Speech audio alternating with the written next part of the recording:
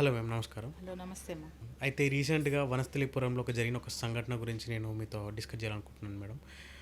అసల ఏం జరుగుతుందంటే, ఒక అమ్మాయి ఉరేసుకుందా?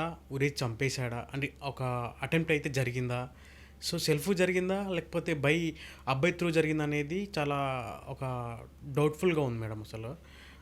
వాళ్ళ సిస్టర్ ఎవరైతే బాధితురాలుందో వాళ్ళ సిస్టర్ ఏమంటుందంటే, ఆ అబ్బాయే నా చెల్లిని చంపడానికి ట్రై చేసి పారిపోయాడు.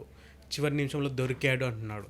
సో, ఈ విషయంలో మీరు విషయం గురించి, ఈ మ్యాటర్ గురించి మీరు ఏం చెప్తారు మేడం? అబ్బాయి అమ్మాయి ప్రేమించుకున్నారు. ఓకే.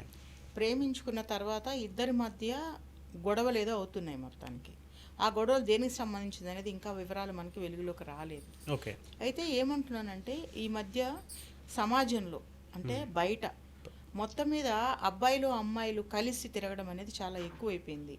వాళ్ళకి కంట్రోల్ చేసే వాళ్ళు ఎవరు లేరు. ఎందుకంటే ఇద్దరు కూర్చున్నారనుకోండి, ఒక రెస్టారెంట్ ఇద్దరు కూర్చున్నారనుకోండి, వాళ్ళు భార్యాభర్తలా లేకపోతే లవర్సా లేకపోతే అన్నా చెల్లెళ్ళ అక్కా తమ్ముళ్ళ అని మనం తేల్చుకోలేము.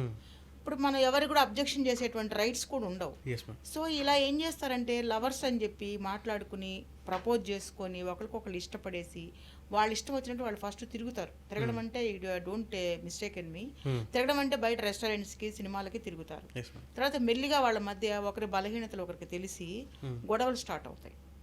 అప్పుడు ఇలా అన్నావే, నువ్వెందుకు ఇప్పుడు ఈ డ్రెస్ ఇలా ఎందుకు వేసుకొచ్చావు, ఇలా అంటే ఒక పిల్లాడైనా కూడా, చిన్న పిల్లాడైనా అంటే 20 ఏళ్ల కుర్రోడు నుంచి పిల్లాడనే అంట, 20 ఏళ్ళు అంటే వాడే మెచ్యూర్డ్ కాదు. 20 ఏళ్ళోడైనా కూడా వాడు ఒక ఇంట్లో తండ్రిని లేకపోతే అన్నదమ్ముల్ని ఎవరినో చూస్తారు, వాళ్ళు ఎలా బిహేవ్ చేస్తున్నారు భార్యల పట్ల అని గమనిస్తారు.